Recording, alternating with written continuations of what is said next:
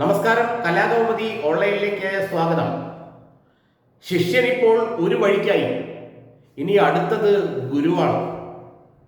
രാഹുൽ മാങ്കൂട്ടത്തിനെതിരെ സ്ത്രീപീഡന ആരോപണം ഉയർന്നതോടെ യൂത്ത് കോൺഗ്രസ് അധ്യക്ഷ സ്ഥാനം രാജിവെക്കുകയും വലിയ പ്രതിരോധത്തിലേക്ക് അദ്ദേഹം പോവുകയും ചെയ്തു. എന്നാൽ ഇനി കോൺഗ്രസിനുള്ളിൽ അടുത്ത നീക്കം നടത്തുന്നത് രാഹുൽ മാങ്കൂട്ടത്തിന്റെ ഗുരുവായ ഷാഫി പറമ്പലിന് എതിരെയാണ്. മാധ്യമങ്ങൾക്ക് മുഖം കൊടുക്കാതെ മുങ്ങി നടക്കുകയാണ് ഷാഫി പറമ്പിലെങ്കിലും ഇനി ഷാഫിയുടെ അപ്രമാദിത്വം കോൺഗ്രസിൽ അംഗീകരിക്കാൻ കഴിയില്ലെന്നുള്ള വാശിയിലാണ് പാലക്കാട്ടെ കോൺഗ്രസ് നേതൃത്വവും KPCCയിലെ പ്രമുഖ നേതാക്കളും. രാഹുൽ മാങ്കൂട്ടത്തലിനെ ഉപതെരഞ്ഞെടുപ്പിൽ സ്ഥാനാർത്ഥിയാക്കിയത് ഷാഫി പറമ്പിലിന്റെ ശക്തിയായ ഇടപെടലാണ്.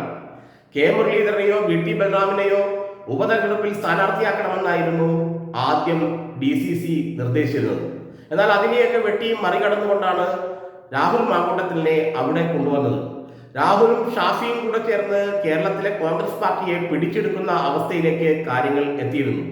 വടകരയിൽ നിന്നുണ്ടായ വലിയ വിജയം ഷാഫിയെ കോൺഗ്രസിൽ കരുത്തനാക്കി. പിന്നീട് താൻ പറയുന്നയാളെ പാലക്കാട് DCC അധ്യക്ഷനാക്കി വയ്ക്കണമെന്നും പാലക്കാട്ടെ നിയമസഭാ മണ്ഡലങ്ങളിൽ താൻ സ്ഥാനാർത്ഥിയെ നിശ്ചയിക്കുമെന്നുമെല്ലാം ഷാഫി പറമ്പിൽ പറഞ്ഞു തുടങ്ങി. ഷാഫിയെ എതിർക്കാൻ അത്ര പെട്ടെന്ന് കഴിയില്ലെന്ന് കണ്ട കോൺഗ്രസ് നേതാക്കളെല്ലാം പതിയെ പിന്നോക്കം പോവുകയായിരുന്നു. KPCC അധ്യക്ഷനും പ്രതിപക്ഷ നേതാവുമെല്ലാം ഷാഫി പറയുന്നതേ കേൾക്കൂ എന്നുള്ള അവസ്ഥയിലും എത്തി. ഏതായാലും ഇപ്പോൾ ആ അവസ്ഥയ്ക്ക് മാറ്റം വരികയാണ്. ശിഷ്യനായ രാഹുൽ കുടുങ്ങിയതോടുകൂടി അടുത്തത് താനായിരിക്കുമെന്ന ഉറച്ച വിശ്വാസം ഷാഫി പറമ്പിലിന് ഉണ്ടത്രേ. അതുകൊണ്ടാണ് ഷാഫി ഇപ്പോൾ ഒളിച്ചു നടക്കുന്നത്.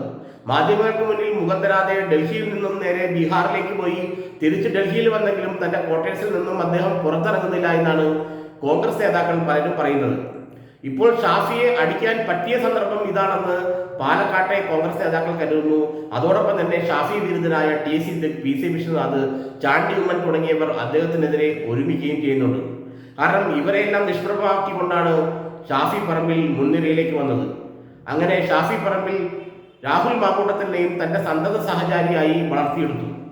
2021 നിയമസഭാ തെരഞ്ഞെടുപ്പ് കഴിഞ്ഞപ്പോൾ രമേശ് ചെന്നിത്തല തന്റെ പ്രതിപക്ഷ നേതാവ് സ്ഥാനത്ത് തുടരട്ടെ എന്ന് ഉമ്മൻചാണ്ടി പറഞ്ഞപ്പോൾ ഒരു കാലത്ത് ഉമ്മൻചാണ്ടിയുടെ വിശ്വസ്തനായ ഉമ്മൻചാണ്ടിയുടെ മടിയിൽ ഇരുന്ന് വളർന്ന ഷാഫി പറമ്പിൽ അദ്ദേഹത്തെ പിന്നിൽ നിന്ന് കുത്തി VD സതീശനൊപ്പം നിന്നു എന്നാണ് കോൺഗ്രസ് നേതാക്കൾ പറയുന്നത്. അതോടുകൂടി ഉമ്മൻചാണ്ടി ഷാഫിയെ വെട്ടിയത്രേ. അതിനുശേഷം ചാണ്ടി ഉമ്മൻ ഷാഫിയോട് മിണ്ടുന്ന അവസ്ഥ പോലും ഉണ്ടായിരുന്നില്ല. നേരെ കണ്ടാൽ മുഖം തിരിച്ചു നടക്കുന്ന അവസ്ഥയിലാണ് ഉമ്മൻചാണ്ടിയുടെ മകൻ ചാണ്ടി ഉമ്മനും ഷാഫി പറമ്പിലും. അങ്ങനെ ഷാഫി ഒരു വലിയ നേതാവായി മറ്റുള്ളവരെ വെട്ടിയൊതുക്കി കോൺഗ്രസിൽ മാറിക്കൊണ്ടിരിക്കുമ്പോഴാണ് തന്റെ ശിഷ്യനായ ഷാഫിയുടെ അടുത്ത ശിഷ്യനും സഹചാരിയും വെട്ടിയെടുപ്പുകാരനുമായ രാഹുൽ മാങ്കൂട്ടത്തിനെതിരെ സ്ത്രീ വിഷയ ആരോപണങ്ങൾ ഉയരുന്നതും അദ്ദേഹം പ്രതിരോധത്തിലാവുന്നതും യൂത്ത് കോൺഗ്രസ് പ്രസിഡന്റ് സ്ഥാനം രാഹുൽ രാജിവെക്കുന്നതും. ഇതോടുകൂടി മറ്റു ആയുധങ്ങളെല്ലാം സംഭരിച്ചുകൊണ്ട് ഷാഫി പറമ്പലിനെതിരെ പട നയിക്കാനാണ് ഇപ്പോൾ കോൺഗ്രസ് നേതാക്കളുടെ തീരുമാനം. ഇനി ഷാഫി പറയുന്നത് എന്തെങ്കിലും പാലക്കാട് നടന്നാൽ തങ്ങൾ പാർട്ടി തന്നെ ഇല്ലാതാക്കുമെന്നുള്ള ഭീഷണിയിലാണ് ഇപ്പോൾ അവിടുത്തെ നേതാക്കൾ.